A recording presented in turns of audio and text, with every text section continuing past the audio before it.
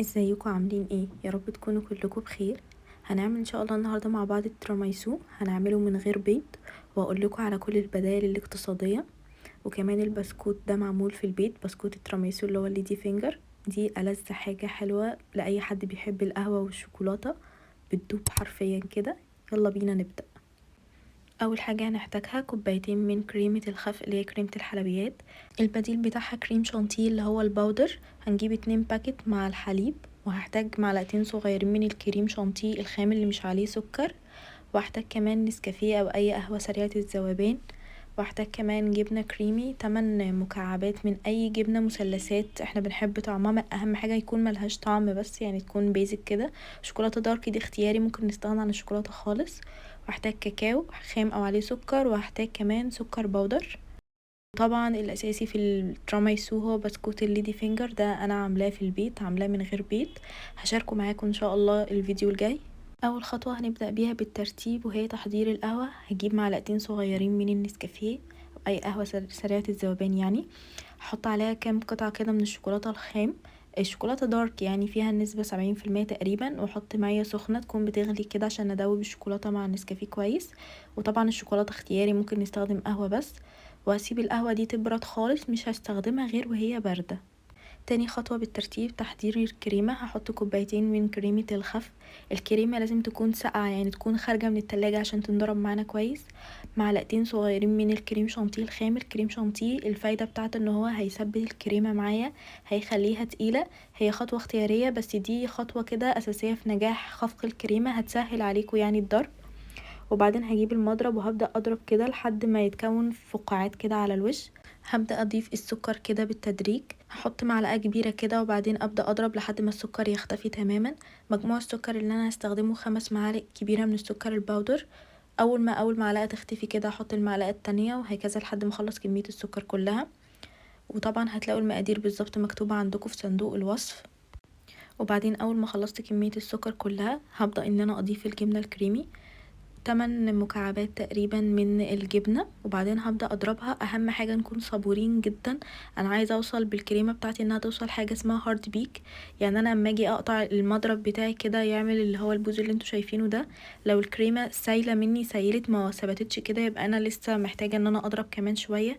ودي خطوة اساسية ومهمة جدا في نجاح الكريمة. لو الكريمة ما انضربتش كويس هتبقى سايحة والبسكوت هيبوش والوصفة كلها مش هتظبط ابدا. فندي الكريمة كده وقتها في الضرب.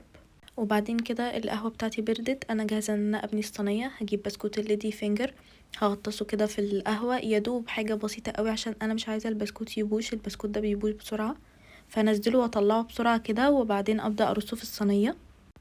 وبعدين هعمل كده لحد ما ابني اول طبقة كده في الصينية عندي عبارة عن بسكوت كده وفيه قهوة. وبعدين تاني طبقة عندي هحطها وهي الكريمة. وبعدين هفرد طبقة كويسة كده من الكريمة، هفردها احاول بالتساوي على قد ما اقدر. وبديل الكريمة زي ما قلتلكوا ان احنا ممكن نستخدم 2 كيس من الكريم شانتيه اللي هو عليه سكر نضربه مع حليب. وبديل الجبنة الكريمي ممكن نستخدم قشطة، هتلاقوني كاتبالكوا البديل في صندوق الوصف. وبعدين هحط كده بشر من الشوكولاتة الدارك فوق الكريمة.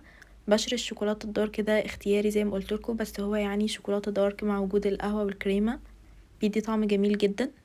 وبعدين هبدأ ابني الطبقة التانية، هجيب بسكوت الليدي فينجر بتاعي واحطه برضو في القهوة، وهكذا لحد ما ابني الطبقة التانية كلها.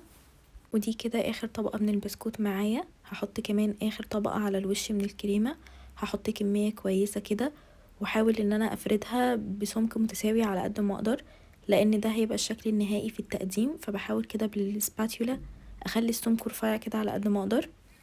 وبعدين هحط كمان شوية بشر من الشوكولاتة الدارك كده.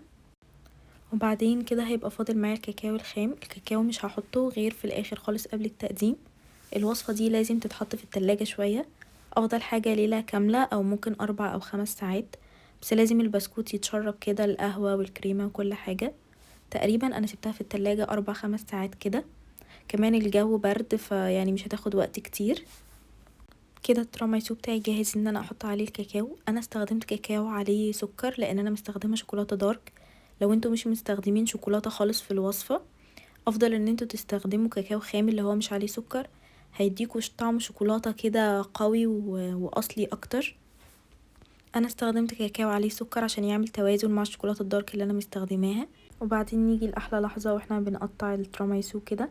اهم حاجه من كل تقطيعه والتانية ان احنا ننضف السكينه بمنديل. يعني انا كنت بقطع وايدي التانية ماسكه فيها منديل بمسح بيها السكينه اللي انا بقطع بيها عشان القطعه يطلع شكلها نظيف ومرتب كده زي ما انتوا شايفين.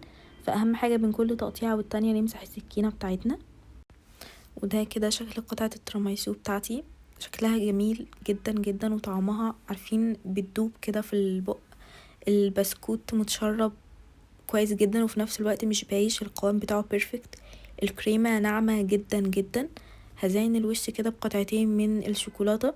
هي شكلها جميل من غير تزيين ولا اي حاجة، بس يعني شوكولاتة اكسترا كده. وهبشر على الوش كمان بشر شوكولاتة للتزيين برضو. وبس ده كده شكل قطعة التراميسو بتاعتي. شكلها جميل جدا. اي حد بيحب القهوة يحب الوصفة دي جدا. كمان خفيفة جدا وطبقة الكريمة ناعمة وخفيفة قوي قوي قوي. تعالوا كده نشوف القوام بتاعها ازاي هي متشربة السوائل وفي نفس الوقت ماسكة نفسها كده.